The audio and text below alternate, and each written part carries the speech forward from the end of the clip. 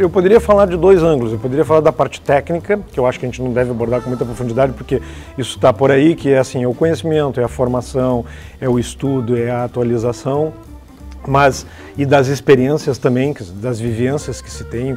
Quando eu falo experiência, não precisa confundir necessariamente com experiência profissional, mas são as vivências que a pessoa teve, muitas vezes vivências no exterior, vivências de voluntariado, vivências, enfim, aonde a pessoa esteve envolvida ao longo de sua vida, porque muitas vezes nós estamos falando de jovens e requerer que jovem tenha uma experiência muito grande é uma coisa complicada.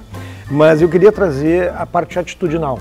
Na minha opinião, tão importante quanto as vivências é a atitude do profissional. E aí nós estamos falando de jovens, talvez eu diria jovens de todas as idades, né? E isso tem a ver com postura, com posicionamento.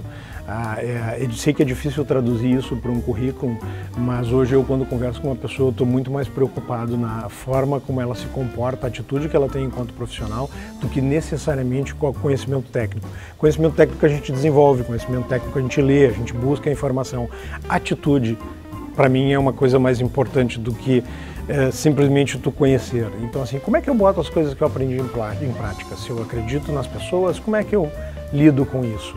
Se eu digo que eu gosto de trabalhar em recursos humanos, ou que eu gosto de trabalhar em finanças, ou que eu gosto de trabalhar na engenharia, como é que é a minha atitude nesse sentido? Que posicionamento eu tenho enquanto ser humano dentro de uma organização? As empresas hoje buscam muito mais atitude do que só conhecimento técnico. Então, se eu pudesse dar uma dica, assim, procura ter uma atitude proativa, procura se posicionar sobre as coisas. Agora, para ter posicionamento tem que ter conhecimento, então não adianta querer se posicionar sem conhecer, então para isso vai ter que conhecer. Procura ser proativo, tomar as rédeas, tomar direcionamento. Um exemplo simples, eu vou para uma entrevista de uma empresa do ramo de fertilizantes e eu nem sequer li sobre essa empresa. Poxa, hoje a informação está aí, a informação está dada, né? Então chega lá com a informação, chega lá conhecedor, demonstra isso, demonstra o interesse, né? São algumas dicas, acho que tem muita coisa que a gente pode falar sobre esse aspecto, mas eu diria assim, sim, vivências, eu não vou falar de experiência, então vivência, voluntariado, viagens, enfim, experiências de estágio, o máximo que puder, e sim, atitudes. Que atitudes eu trago enquanto pessoa, enquanto profissional para dentro dessa organização que eu quero trabalhar.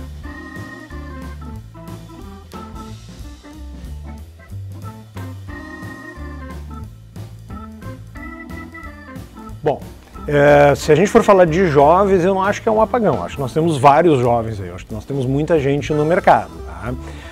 Eu acho que o apagão ele ocorre na medida em que tu começa a buscar profissionais mais qualificados, que está havendo realmente pela demanda. Agora esse ano a gente está em crise, mas mesmo assim isso deve retomar pela demanda. Eu entendo não, isso estatisticamente vão faltar profissionais. No caso dos jovens, eu tenho entrevistado bastante jovens, tenho conversado com bastante jovens, eu não acho que falte talento, tá? Eu acho que o jovem ele tem que se preocupar um pouco em não ficar na superficialidade do conhecimento. Tá? Ou seja, hoje nós temos muita informação, a gente tem muito sobre tudo e tu acaba não sabendo nada sobre nada. Tá? E aprendendo muita coisa errada, porque a internet, ao mesmo tempo que nos traz muita informação, ela nos traz muita porcaria. Tá? Então, assim, eu em entrevistas com os jovens noto que se diferencia exatamente quem consegue fazer esse discernimento, buscar esse diferencial. Né? Acho que tem espaço, as empresas estão querendo jovens, as pessoas entrantes, vamos dizer assim, têm espaço, as organizações estão abrindo, mas as pessoas têm que se preparar porque a competição também está grande. Né? Tem muita gente saindo das universidades ou entrando nas universidades. Eu mesmo tenho uma filha agora de 20 anos, ela está na Austrália, está passando um ano lá, fazendo um pedaço da faculdade, um curso de business, então as pessoas estão se preparando.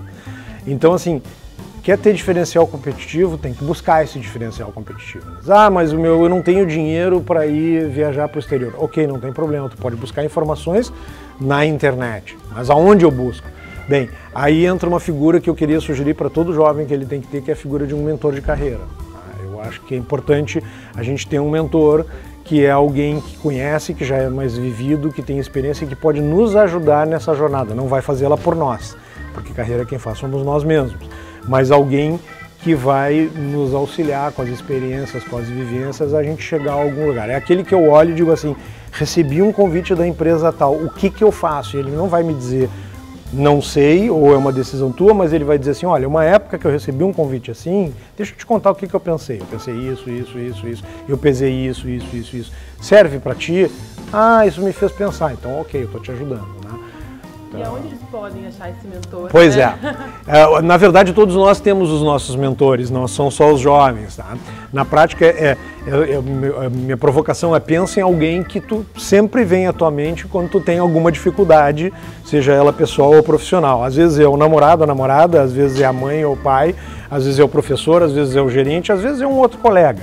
Aquela pessoa que a gente, vamos dizer assim, de uma certa forma admira por ter alguma coisa diferente, ou alguma coisa que eu gosto, ou que eu gostaria de ter. Tá? Então a gente já tem esses mentores. Né? Vai começar a surgir no mercado agora. Eu mesmo devo futuramente me lançar como mentor de carreira. Tá? Profissionais mais experientes que querem ajudar profissionais menos experientes.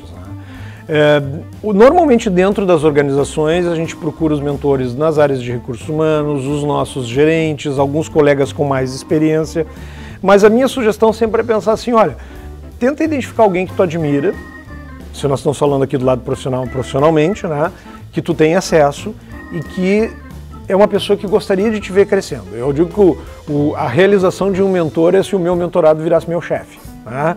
Então o mentor é um cara que tem que torcer e vibrar com o crescimento. Assim, pensa nessa pessoa, encosta nela e diz assim, pô, eu queria de vez em quando trocar umas ideias contigo, trazer algumas situações para tu me ajudar a fazer essa jornada. Né? Essa carreira de mentor ela vai começar a surgir cada vez mais fortemente, até por um aspecto que eu comentei antes, que a gente está vivendo mais e as pessoas então mais experientes podem usar da sua bagagem para ajudar as pessoas menos experientes a crescer. Isso não está em livro. Experiência e vivência está com as pessoas, é uma forma de transformar isso e ajudar as pessoas a crescerem, os jovens principalmente.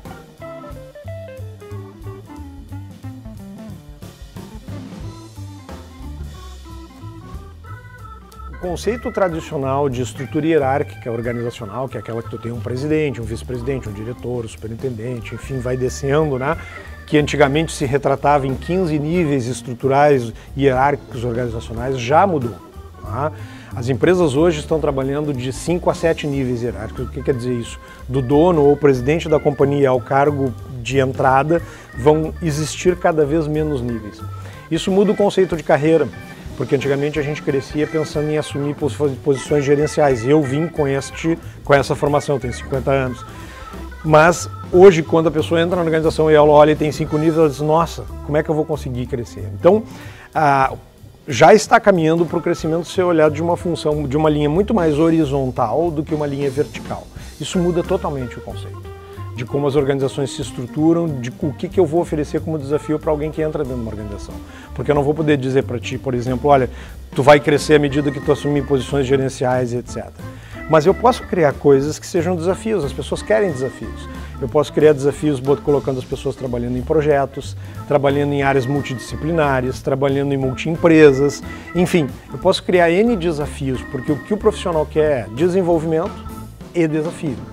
E isso não necessariamente precisa estar atrelado ao crescimento de uma linha gerencial. Então, eu diria, não é o jovem que está mudando isso. Ele tá auxiliando e é o aspecto de que nós estamos vivendo mais nas organizações. A gente entra mais cedo com 14 anos como aprendiz e hoje nós estamos vivendo em média até 80 anos, nós estamos saindo com 65, 70 anos. E veja bem, quem já saiu está voltando, porque se deu conta que vai viver muito mais e que não pode ficar de chinelinho mais 20 anos em casa. Tá? Bom, quando tu traz todo mundo, começa a viver junto, um começa a impactar no outro. O jovem, ele não quer trabalhar para viver depois, ele quer viver. E isso, o trabalho está ali dentro. Gerações anteriores, que eram os X, os boomers, tinham um conceito de eu vou trabalhar muito para depois viver. Estas próprias gerações já estão repensando o seu modo de agir também. Diz, não, para um pouquinho, eu também não vou continuar para parar e ficar mais 15 anos vivendo. Né?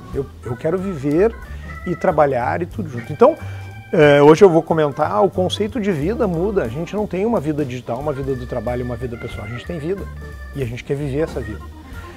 Essa é a grande mudança. Se tu hoje fores olhar numa internet e tal, tu vai encontrar a palavra fim da liderança, fim das organizações, fim dos modelos, porque não quer dizer que estão acabando, mas eles vão ter que se redesenhar.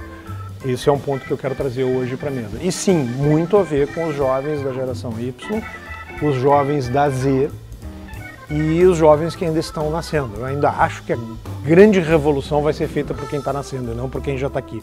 Porque o Y, a minha filha Y, ela tem muita influência minha ainda. O Z vai ter uma influência da minha filha que ainda tem minha influência. Agora, lá embaixo, lá o não sei como é que vai se chamar, o X, não sei, K, N, eu acho que esse sim ele vai vir com uma vibe bem diferente. E o mundo vai ter que se adaptar para isso. Não tem alternativa. Tá? Não é uma questão de opção. Quem correr na frente vai gerar diferencial competitivo enquanto organização, vai atrair os melhores jovens, os melhores potenciais. Quem correr atrás, bom, vai ser o segundo.